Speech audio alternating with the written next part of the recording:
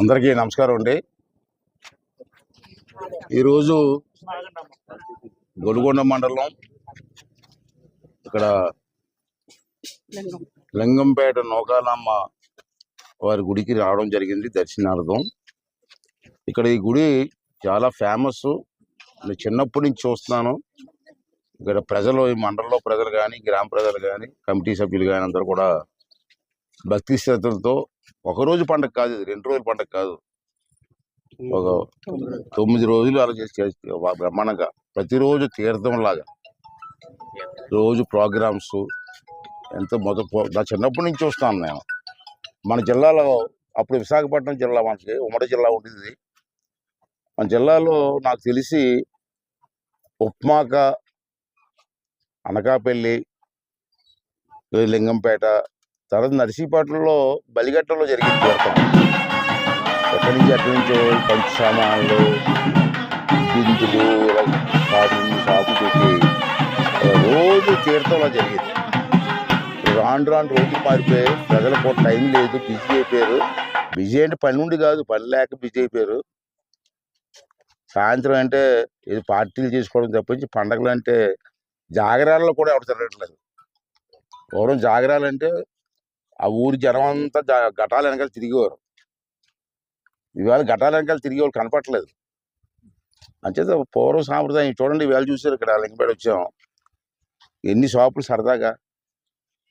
ఇక్కడ కుర్రవాళ్ళు కానీ పెద్దలందరూ కలిసి రోజుకో ప్రోగ్రాం పెట్టి సరదాగా 9 రోజులు అమ్మవారి జాతర చేసుకొని అమ్మవారి ఆశీస్సులు చూసుకుంటున్నారు. అంచేత రాబోయే రోజుల్లో మళ్ళీ ఇవన్నీ కూడా పూర్వ వైభవం రావాలి. ఉగాది చూశాను మొన్న. నేను ప్రెస్లో కూడా చెప్పాను, ప్రతి ఊర్లో కూడా రామ మందిర్లో ఉగాది చేయండి బాబు అని.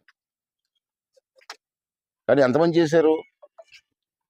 ఉగాది చేసుకోవడానికి కూడా ప్రజలకు టైం లేదు.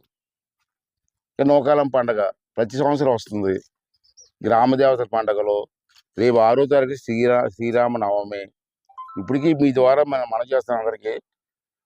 మన నర్సీపట్నం నియోజకవర్గంలో 101 పంచాయతీలు ఉన్నాయి. 101 పంచాయతీల్లో రేపు శ్రీరామనవమి చేయండి. ఏం ఖర్చు అవుతాయి మీకు? మంత్రి గారు వస్తారు, మంత్రాలు చదువుతారు, ఆ ప్రసాదం మంచి పెడతారు.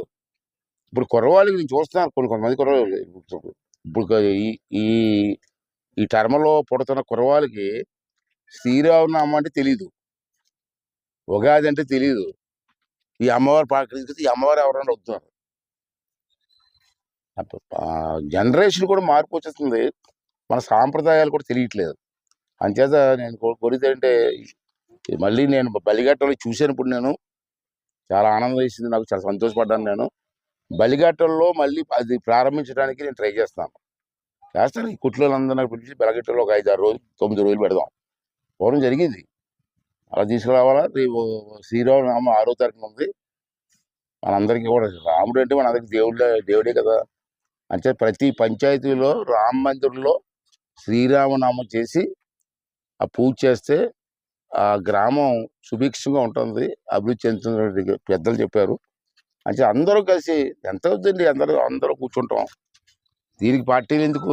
ఏ పార్టీ కూడా రాముడి దగ్గర పార్టీలు ఎందుకు? మనకి కూర్చొని సరదాగా 1 గంట శ్రీరామనవమి చేయాలని చెప్పి మీ ద్వారా కోరుకుంటూ, అమ్మవారి ఆశీస్సులు మన ప్రాంతానికి ఉండాలని, అలాగే నేను ఇంకా 4 సంవత్సరాలు మనకు అధికారం ఉంటుంది కాబట్టి అమ్మవారి ఆశీస్సులతో మనం ఏవైతే చేద్దాం అనుకున్నామో కార్యక్రమాలన్నీ కూడా ఎక్కడ ఆటంకం లేకుండా విజయంగా పూర్తి చేసి ప్రజలందరూ ఆశీస్సులు పొందాలని చెప్పి నేను మనస్ఫూర్తిగా కోరుకుంటున్నాను. దానికి అమ్మవారి ఆశీస్సులు కావాలని చెప్పి మనస్ఫూర్తిగా కోరుకుంటూ, మరి కార్యక్రమం చేస్తున్న కమిటీ వాళ్ళకి, సహకరిస్తున్న ప్రజలందరికీ కూడా